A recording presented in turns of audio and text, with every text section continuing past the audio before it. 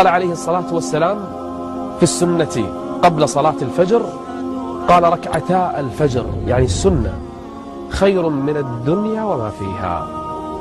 كيف بالفرض نفسه إذا كانت السنة بهذا القدر من الأجر؟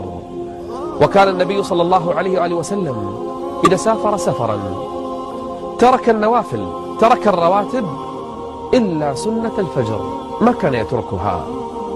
وقال في حديث آخر: لا تتركوا ركعتي الفجر ولو طردتكم الخيل. يا الله، ما أعظم هذه السنة. والغريب أن النبي صلى الله عليه وآله وسلم حث المسلمين على هذه الصلاة وأقرهم على قضائها حتى بعد الفرض، مع أنها سنة ذهب وقتها. قام أحد الصحابة يصليها بعد الفجر فقال له النبي: